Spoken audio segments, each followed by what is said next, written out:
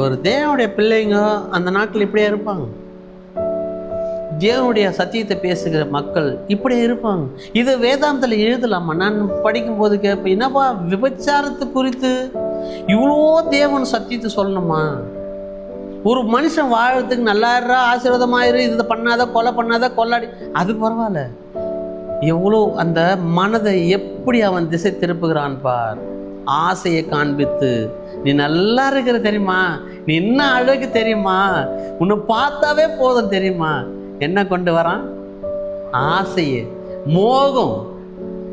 அது மது விட இன்னும் மோசமானது தானே. எத்தனை குடும்பங்கள் அழிந்திருக்குது, எத்தனை பேர் கொலைகாரராக மாறிட்டு இருக்கிறாங்க. எதால? ஒரு ஊழியக்காரன் ஆசாரி அந்த நாட்களில் தான் பிரதங்கியமாக அவருடைய வார்த்தையை பெற்று தருகிற ஒரு ஊழியக்காரருடைய பிள்ளை. அங்கே 2ஆம் அதிகாரம் 22ஆம் வசனத்துல, ஏழை மிகுந்த கிழவனாயிருந்தான்.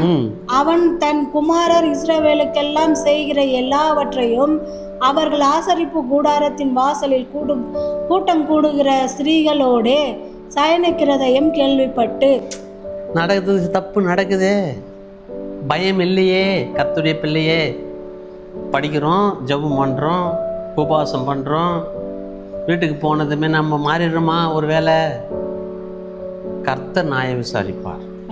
அவருக்கு முன்பாக நாம் ஒருவர் கூட தப்பவே முடியாது. அவர் அக்னிமயமான ஆண்டவர்.